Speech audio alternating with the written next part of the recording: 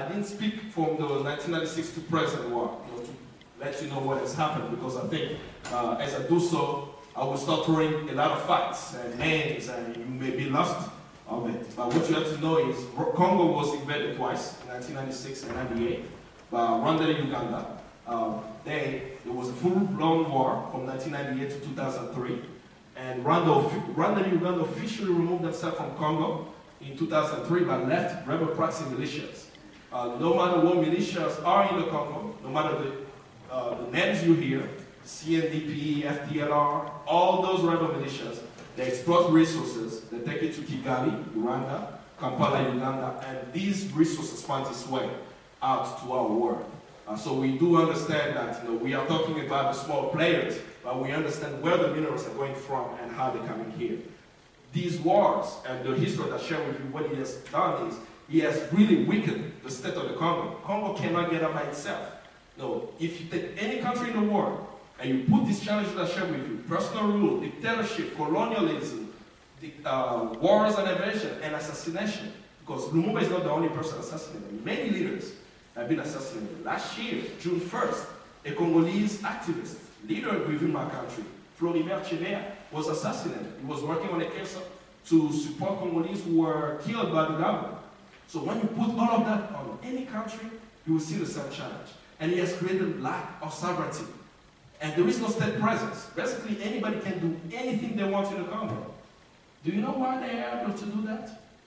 Rebels know if they kill and rape, nothing will happen to them. There is impunity, literally.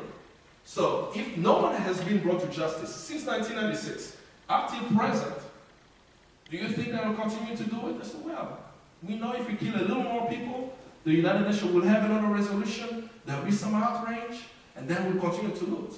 So that's what has happened. And now when you look at the Congo, I insist also not to only speak about Eastern Congo. I'm actually from the East myself. I'm from North Kivu. That's in the East is really where there is acute challenge within the Congo. But I do understand that I cannot speak about Eastern Congo only. I have to speak about Western Congo. Why am I saying that? The capital city of Congo is in the West. For Egypt to be able to change, the youth in Egypt had to go to Cairo. For the United States to change, Mr. Change had to go where? To Washington. So for Congo to change, you have to go where the government is, which is in Kinshasa. There is political oppression beyond even comprehension. Many people do not know that. We have 1 million people outside the capital city. 1 million people now, right? They don't have access to water. There is only 5 water points for 1 million people, and there are children here. But you don't hear about the struggle in the West.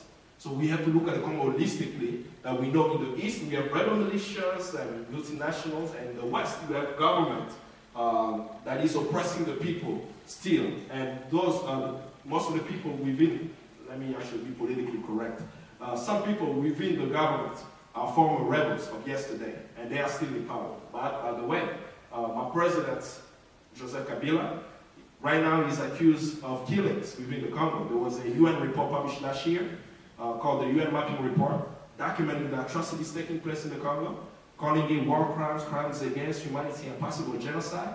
And within the incident they documented, there are incidents where the president of the Congo today was the commander of the killing. So you see, even at the president of the country has to be brought to justice. The most powerful slide.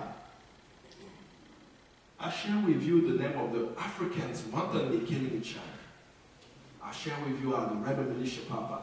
But this is what you never hear about. What I share with people when it comes to the Congo, the names of the people involved and the name of the companies involved are known. There is impunity at the local level with the rebels and the small militias. At the regional level, Rwanda and Uganda, who are Congo's neighbors, who have played a devastating role into the conflict in the Congo. At the international level, you have multinationals, documented by many reports from the United Nations, Global Witness, Human Rights Watch, and so on. And then you have world governments, the United States and the UK, who have the policy of supporting strong men rather than strong institutions, or rather than supporting the people. And this policy can only be changed if the American people say, we do not want our tax money to be supporting dictators in other countries that do not make us safe. And that's the only way the U.S. will change its foreign policy. So I wanted to just throw some names quickly. You may not remember all of them, but I will point out, how many of us have a Citibank account? Great. Information for you. The United Nations report, 2001, it's a long name. He documented the illegal exploitation of resources. He listed the name of companies and individuals looting the Congo and what they have done specifically. In that report, Citibank New York provided the RCD rebel group with $7 million. That is not Apple. That is not HP. That's Citibank New York, as documented by the United Nations group of experts. Nothing has happened to Citibank. And that's why I have the name there.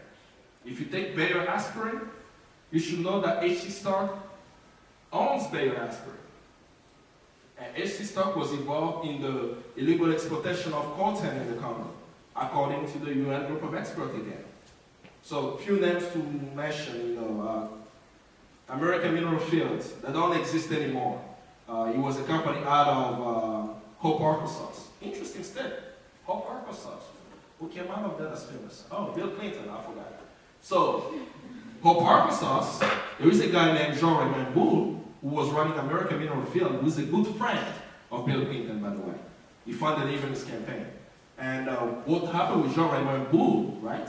There is an article in Forbes magazine that called him a cruel man. Why did they call him a cruel man? This guy, in the height of the war in 1996, right? He's an American citizen now.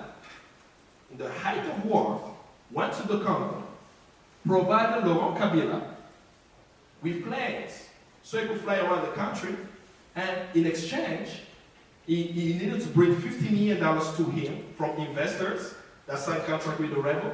Not only that, he received $1 billion concession in the Congo. And that was a cobalt concession. Nobody knows his name. But Forbes magazine wrote an article about his action in the Congo because investors have to see how volatile a company is. So economic newspaper, I recommend students to read that. Read Bloomberg. You will be fascinated by what Bloomberg is actually writing. They actually wrote about the American. How many of us know that there was an American caught a month ago in the Congo with $25 million worth of gold and cash? Well, there was an American from Texas in Goma caught with $25 million worth of cash. So, but sometimes the situation in the Congo is portrayed as a spooky man story that we don't know who is doing it. But it will come to about us to really challenge our government and say, we know who's doing it. Some of the companies, you can actually see it on our website, conflictminerals.org and friendsofthecongo.org. Why do we talk about content? Everybody have a cell phone in this room. You probably have a TV. Maybe you have played Madden 2000 on your Xbox and PlayStation. Virtually every electronic device in the world have a mineral called coltan. And 80% of the world's reserve of coltan is found in the Congo. About 14%. Now that's an estimate. We don't know really how much is produced from the Congo because it's mined illegally most of the time. So the production of coltan is really unknown to the world. But the reason why people talk, and especially myself, I try to point out the coltan, is to connect the average person to the situation in the Congo. I can talk to you about diamond. Diamond is being exploited. But you may say, you don't have a diamond ring. I can talk to you about oil. You know, they found about, about 20 million barrels of oil in Lake Albert in the Congo. You probably don't have oil stocks. That's not something you worry about. But if I share with you that the basic tool that you use on a daily basis have a possibility to have a mineral that came from the Congo that actually indirectly have fueled the conflict in the Congo, you will understand that. Because everybody I know has a cell phone. And that's what we try to share with people. It's not the only mineral being exploited, but it's one that can make it to ordinary people to really understand that young kids are extracting coltan instead of being in school. So that we could find out the new NBA 2K11 or 2K12, and so we can play it in our video games. He's not playing video games. He's holding a hammer. He shouldn't be holding a hammer. He should be holding a pen and a pencil and a notebook. But because of the blessings that we have, sometimes we forget they give you this buy one, get one free, or a free phone for 2 years. But we never ask the questions about how these electronic devices are made. And I hope that we can start doing that. So I'm coming to the close of the presentation to kind of share with you. You know, sometimes I can sound as a professor, and I'm going to ask you a quiz at the end.